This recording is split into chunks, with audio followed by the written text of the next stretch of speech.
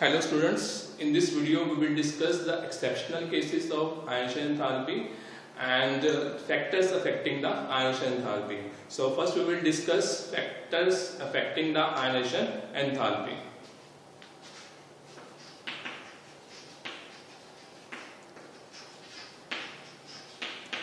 Factors affecting the ionization enthalpy or ionization energy. So first factor, nuclear charge.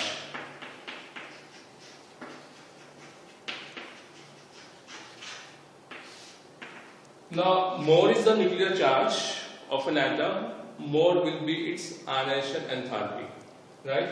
So we can write nuclear charge is directly proportional to ionization enthalpy.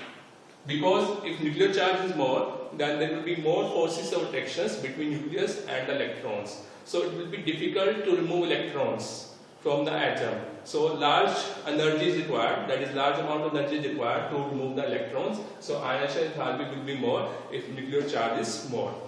Now second is atomic size, right? Atomic size. Now smaller is the atomic size, lesser is the distance between nucleus and the electron. So less is the distance between nucleus and electron, there will be more forces of attraction between nucleus and electrons. And if there are more forces of attraction, then more amount of energy is required to remove this electron.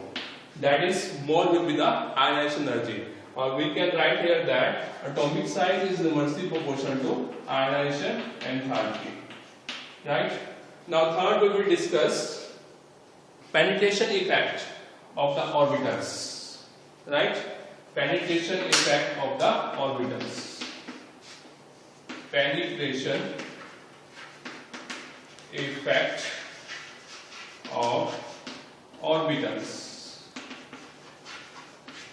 We know that there are four types of orbitals: s orbital, p orbital, d orbital and f orbital.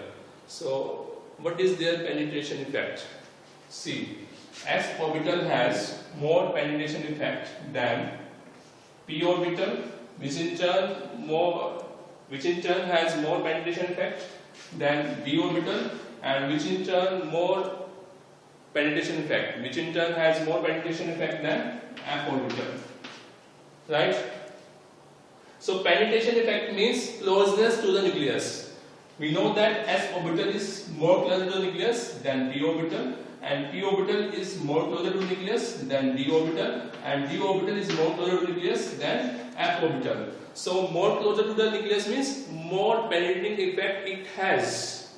For example, if I take the example of beryllium, its atomic number is 4, and if I write electronic configuration according to above rule, it will be 1s2 2s2. And if I take now boron, its atomic number is 5, and electronic configuration according to above rule is 1s2 2s2 2p1. So if you want to remove the last electron, then we will remove last electron from the 2s orbital from beryllium, and in case of boron, if we want to remove the last electron, then it will be from 2p orbital.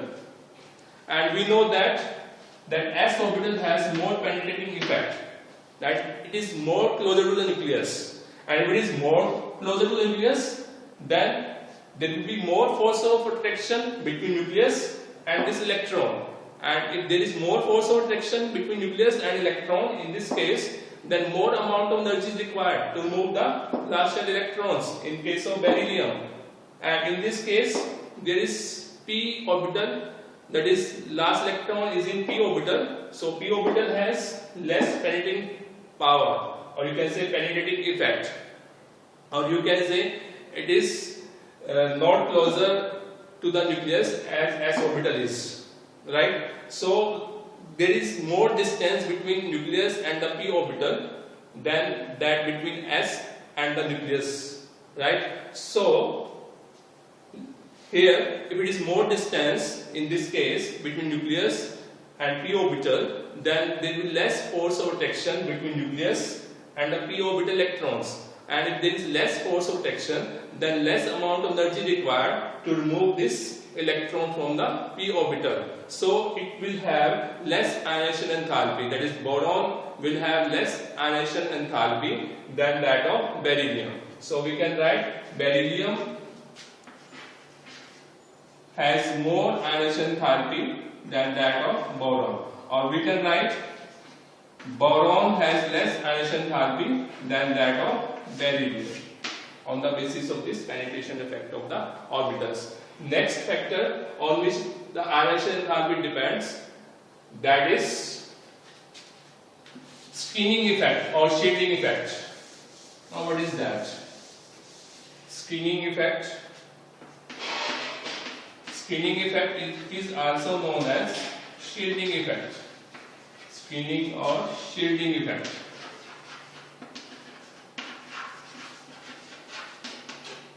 Right, now in case of atoms which have more number of electrons, right, we'll take an example. Here is nucleus and here is shell, this is another shell, this is another shell, this is another shell.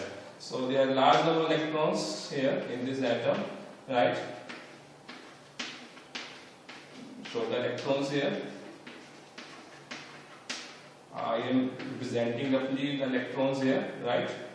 Now you can see, suppose here are 2 electrons, right. Now this nucleus have its force of attractions on all the electrons, that is on this last electron also. But the electrons present inside the atom, that is in the inner shell of the atom, these electrons, because of having the same charges, they repel the outer shell electrons, right. They repel it, right. But nucleus attracts the outer shell electrons. So we can say that this electron or this electron, that is electrons present in the last shell, they don't experience the full charge of this nucleus, that is full attractive power, or you can say full nuclear charge of this nucleus. These outer shell electrons cannot experience. Why? Because of repulsion by the inner shell electrons.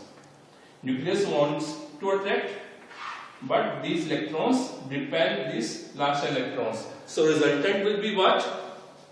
These electrons will not experience the full nuclear charge of this nucleus. So as a result, there will be less force of attraction between the last shell of electrons. And we can easily remove these electrons by supplying less amount of energy, that is by supplying less amount of ionization enthalpy.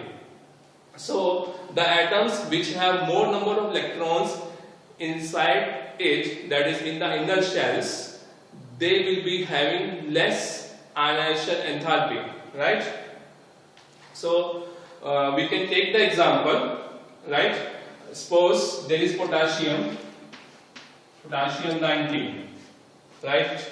So now you can write the electronic configuration 2, 8, 8 and 1.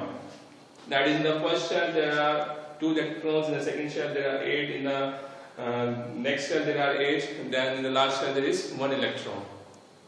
So these electrons will repel this last shell electron, right.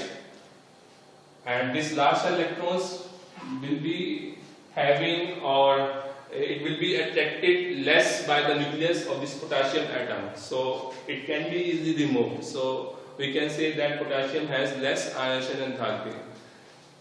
Right. Now what is screening? That is how to define the screening effect. How to define this? That is the force of repulsion between inner shell electrons and outer shell electrons, or you can say the force of repulsion exerted by the inner shell electrons on the outer shell electrons is known as screening effect. I am repeating, the force of repulsion exerted by the inner shell electrons on the outer shell electron is known as screening effect or shielding effect. And more is the screening effect, less will be the ionization enthalpy, right. If there are more number of inner shell electrons, then more will be the screening effect and less will be the ionization enthalpy. So we can write here that screening effect is inversely proportional to ionization enthalpy. It is inversely proportional to ionization enthalpy. Now next, the last factor we will discuss that electronic configuration.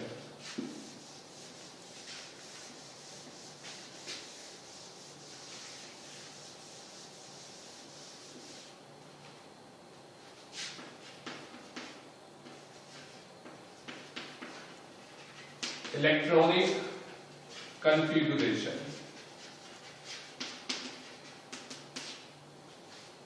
We know that there are two types of stable electronic configuration, that is exactly half filled and fully filled electronic configuration.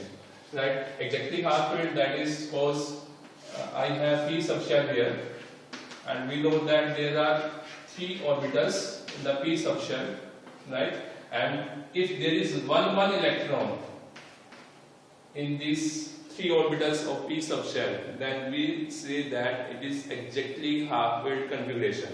Now, what is fully filled electronic configuration? If there are two electrons in each orbital of p subshell, then this is known as fully filled electronic configuration. And we have read in the second chapter that these type of electronic configuration are more stable than other type of electronic configuration. So if an atom has this type of electronic configuration, then that atom has stable electronic configuration. We say that it has stable electronic configuration, and it is difficult to remove an electron from this stable electronic configuration. So if an atom has this type of stable electronic configuration, so it is difficult to remove an electron from this atom, and then we can say that more amount of energy is required to remove an atom having stable electronic configuration, and more amount of energy means they will be having more ionization enthalpy. For example, if I take nitrogen and oxygen, nitrogen atomic number 7 and its electronic configuration 1s2, 2s2, 2p3, right? In the last there is 2p3. So here is 1s2, 2s2, and there is then 2p3. You can see here is exactly half filled configuration. If I now take oxygen atom, there are 8 electrons in the oxygen atom, and its electronic configuration is 1s2, 2s2, 2p4, right? So 1s2, this is 1s2. In the box form you can write this also. This is 2s2, and then 2p4, 2p4.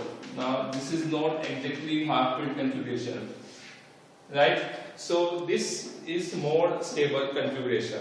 So stable configuration means now more amount of energy required to move the electron from nitrogen atom, and less amount of energy required to move an electron from oxygen atom. So we can say that nitrogen has more ionization enthalpy than that of oxygen.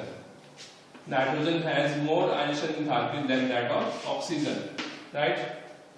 So this is about the factors affecting the ionization enthalpy. Now we will discuss the exceptional cases for the ionization enthalpy.